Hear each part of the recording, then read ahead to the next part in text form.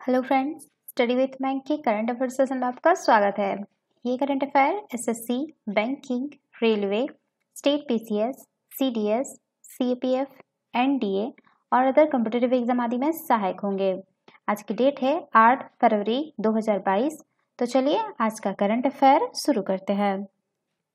आज का पहला प्रश्न है, 1000 वनडे मैच खेलने वाली विश्व की पहली टीम निम्न में से कौन बन गई है? Option A Pakistan, option B Bharat, option C Bangladesh, option D Australia.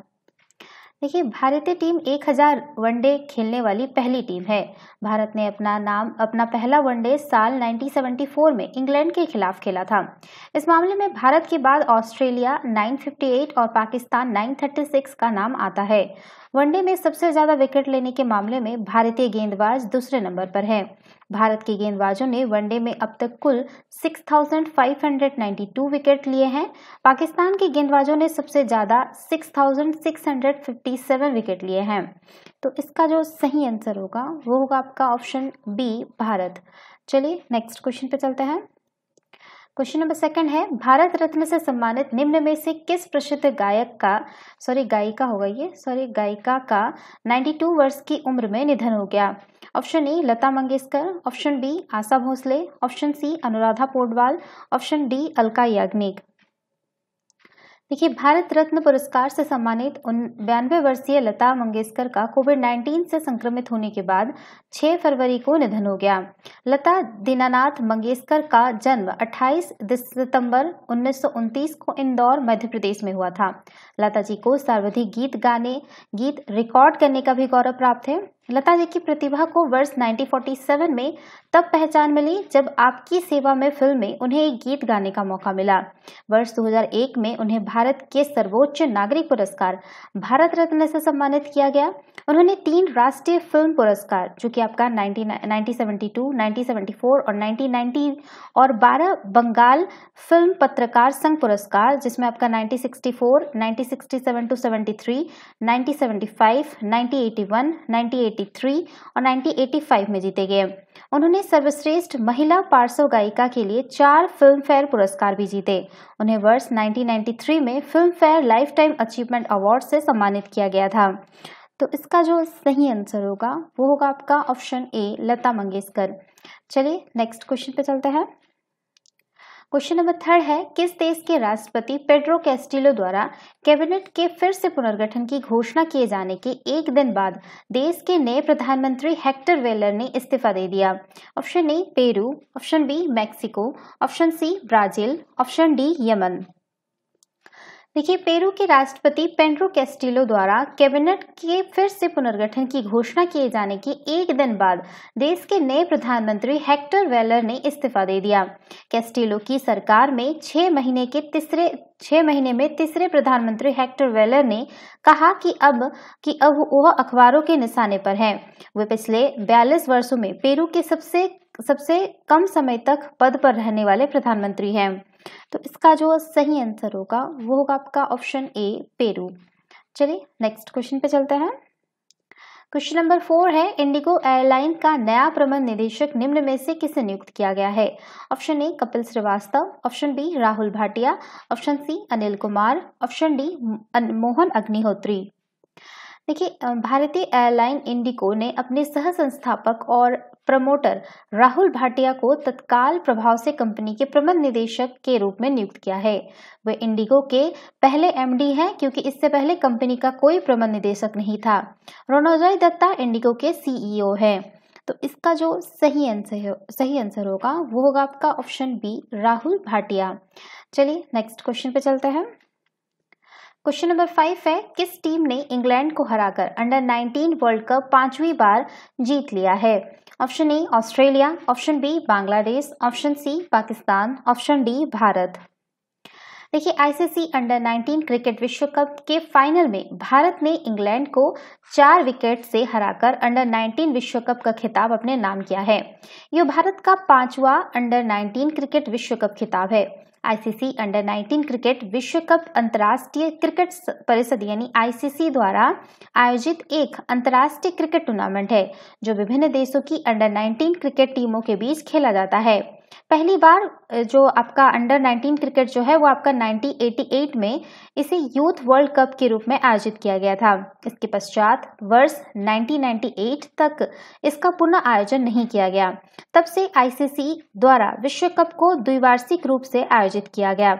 Bharat ने रिकॉर्ड 5 मौकों पर विश्व कप जीता है, जबकि ऑस्ट्रेलिया ने 3 बार, पाकिस्तान ने 2 बार और बांग्लादेश, इंग्लैंड, दक्षिण अफ्रीका व वेस्ट इंडीज ने एक बार विश्व कप जीता है। 2 अन्य टीमें न्यूजीलैंड और श्रीलंका ने टूर्नामेंट के फाइनल में जगह बनाई है। तो इसका जो सही आंसर होगा वो होगा आपका ऑप्शन डी, भारत। चलिए नेक्स्ट क्वेश्चन पे चलता है। क्वेश्चन नंबर 6 है आपका, हाल ही में किस राज्य सरकार ने एक देश एक राशन कार्ड योजना को लागू कर दिया है? Option A Delhi, option B Uttar Pradesh, option C Goa, option D Chhattisgarh. देखिए, छत्तीसगढ़ सरकार ने एक देश एक राशन कार्ड यानी one nation one ration card योजना को लागू कर दिया है। इसे खाद्य कानून के अंतर्गत राज्य के पात्र उपभोक्ता अपने खाद्यान्न का कोटा देश भर में किसी भी राशन की दुकान से ले जा सकेंगे। छत्तीसगढ़ इसके साथ ही एक राष्ट्रीय एक राशन कार्ड योजना को लागू करने वाला 35वां राज्य और केंद्र शासित प्रदेश बन गया है। इस योजना को साल 2019 में राशन कार्डों की अंतर राज्यीय पोर्टेबिलिटी सुविधा के तहत शुरू किया गया था। तो इसका जो सही आंसर होगा वो होगा आपका ऑप्शन डी, छत्तीसगढ़। चलिए नेक्स्ट क्वेश्चन पे चलते हैं।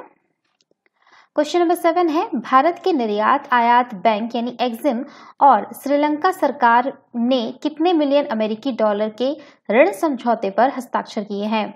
ऑप्शन ए 2000 मिलियन अमेरिकी डॉलर, ऑप्शन बी 2000 बोल रहे 200 सॉरी, ऑप्शन बी है आपका 500 मिलियन अमेरिकी डॉलर, ऑप्शन सी है आपका 300 मिलियन अमेरिकी डॉलर, ऑप्शन डी है आपका 700 मिलियन अमेरिकी डॉलर।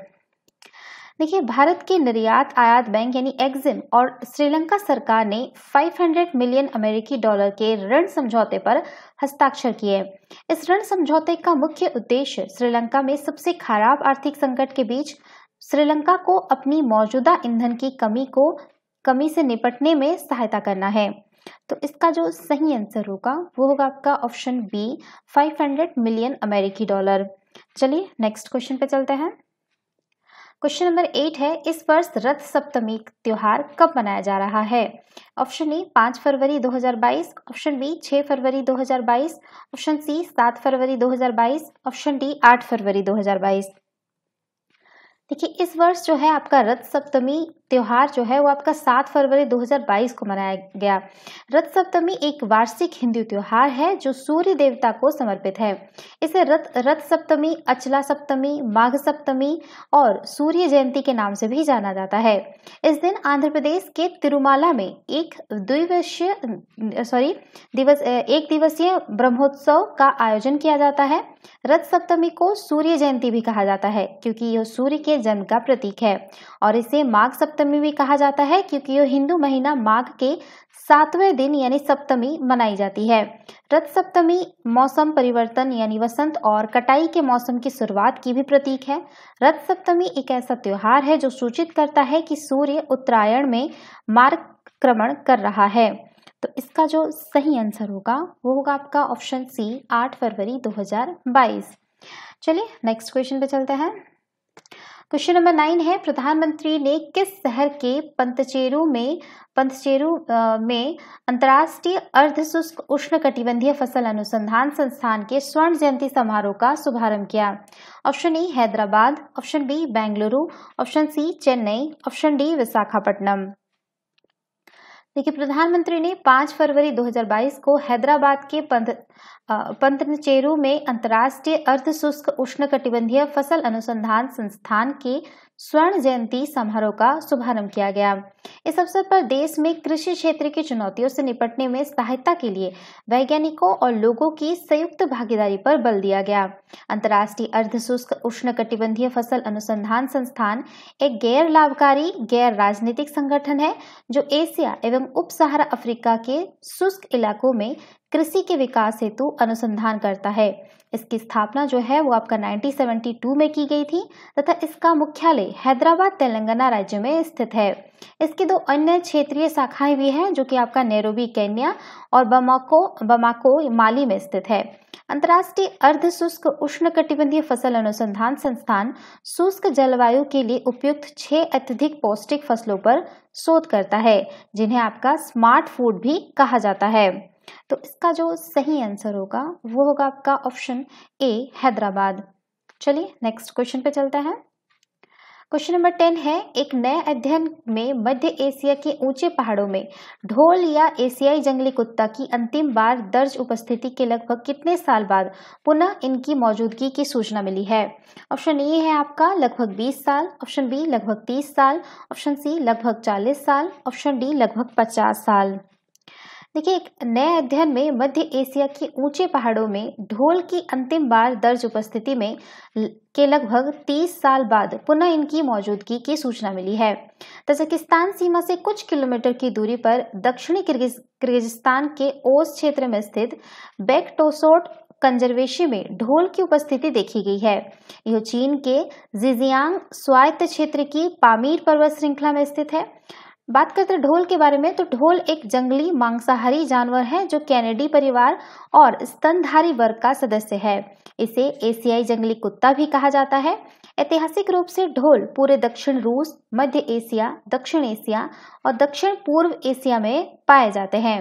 ढोल अब केवल चीन में सबसे उत्तरी क्षेत्र के साथ दक्षिण और दक्षिण पूर्व एशिया तक ही सीमित है। बात करते हैं भारत में इसकी उपस्थिति के बारे में, तो भारत में ये 3 क्षेत्रों अर्थात आपका पश्चिमी और पूर्वी घाट, मध्य भारतीय परिदृश्य तथा उत्तर पूर्व भारत में पाए जाते हैं। तो इसका जो सही आंसर होगा वो होगा आपका ऑप्शन बी लगभग 30 साल। तो ये थे आज के करंट अफेयर। वीडियो पसंद आए तो लाइक, शेयर और कमेंट करना ना भूलें। साथ ही साथ चैनल को सब्सक्राइब करना ना भूलें। Thanks for watching. Have a nice day. Take care.